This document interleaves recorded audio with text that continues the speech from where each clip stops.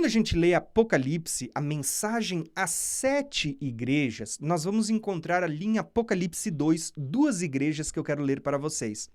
Apocalipse 2, verso 8, 9, 10, 11, um texto muito conhecido. Esse texto, ele está falando sobre a igreja de Esmirna. Preste atenção o que é dito nessa igreja de Esmirna. Ao anjo da igreja de Esmirna, escreva: isto diz o primeiro e o último, o que foi morto e reviveu. Olha Cristo se apresentando com uma promessa. Gente, presta atenção, eu fui aquele que foi morto, mas reviveu. Tá? Então olha só o que é dito. Conheço a tua tribulação e a tua pobreza. Irmãos, o que está sendo descrito aqui?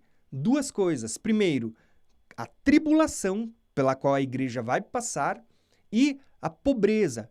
Por que pobreza? Por causa da marca da besta. Quem não tiver a marca da besta não vai poder comprar e vender. Lembrando, irmãos, que quando a gente fala da mensagem às 7 igrejas, nós precisamos lembrar que por trás das 7 igrejas, que são tipificadas nas 7 hastes do candelabro, né, do castiçal, ou seja, os 7 castiçais, nós temos um contexto histórico que era, sim, para os dias de João. Nós temos um contexto que muitas pessoas fazem uma aplicação mais histórica, como se fossem 7 períodos da história. Eu, particularmente, não vejo dessa forma.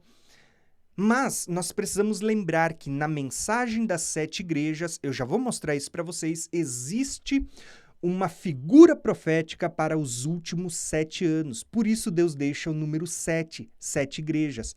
Não é porque existiam apenas 7 igrejas. Basta você ler o Novo Testamento e você vai ver muitas outras igrejas. Você vai ver a igreja aos Gálatas, a igreja em Tessalônica, a igreja que é escrito lá na casa de Filemon. Você vai ver a igreja em Roma. Você vai ver diversas igrejas no Novo Testamento. Não existiam somente essas 7 que estão listadas no livro do Apocalipse. Mas quando Deus escolhe 7, ele estava tipificando o mesmo período que está tipificado no Apocalipse, os 7 anos, o período dos 7 juízos, das 7 trombetas, dos 7 selos, das 7 taças. Veja que Deus estava apontando para esse período. Quando a gente olha e diz assim, conheço a tua tribulação e a tua pobreza, a gente sabe que existe um contexto histórico para os dias de João, para aquela igreja. Mas Deus está usando aquela igreja como uma figura para mostrar a realidade da sua igreja nos últimos dias durante a grande tribulação, né? Ou pelo menos durante os últimos 7 anos, como eu já vou explicar isso para vocês. Então, Jesus está dizendo, eu conheço a tua tribulação e a tua pobreza. Tribulação, porque a igreja ela vai ser perseguida, ela vai ser afligida durante os últimos 7 anos. E pobreza, porque aqueles que não botarem a marca da besta não vão poder comprar, não vão poder vender, não vão poder fazer comércio. Ou seja, não vão ter como comprar roupa, comida, bebida, vão ter que confiar na provisão de Deus, como foi lá no Êxodo, né?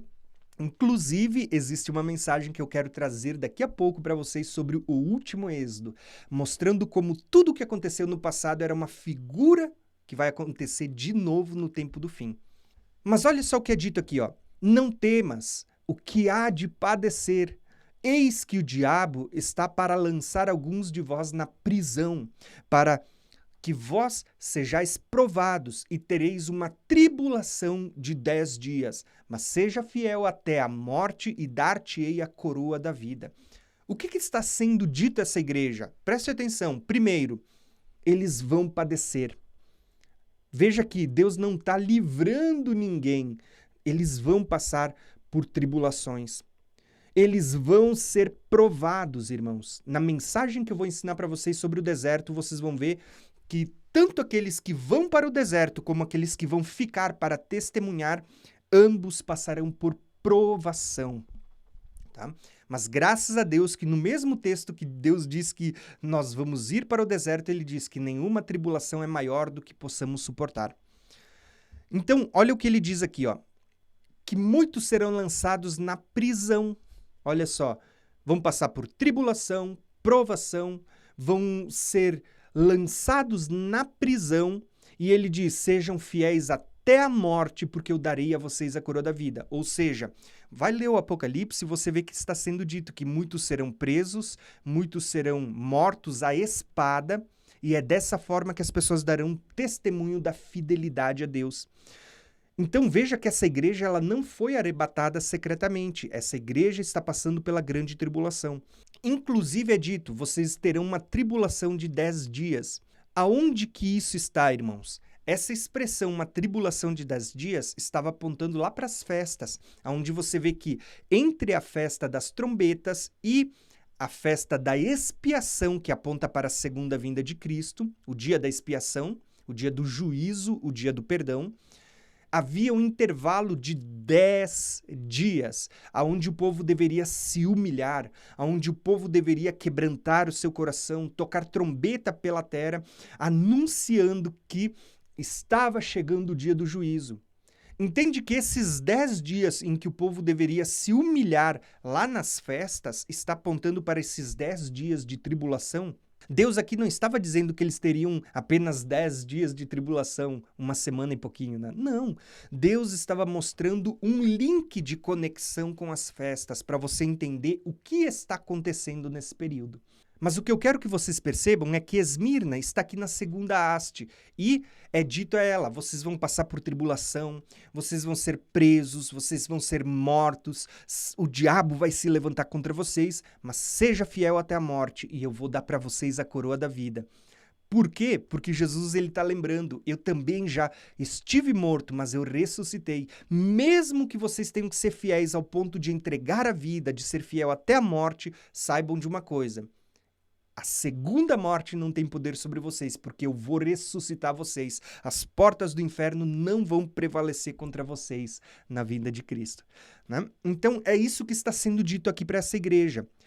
Em suma, está sendo anunciado para essa igreja que ela passaria por tribulação. E não é qualquer tribulação. Você já vai ver daqui a pouquinho nos próximos 2 slides.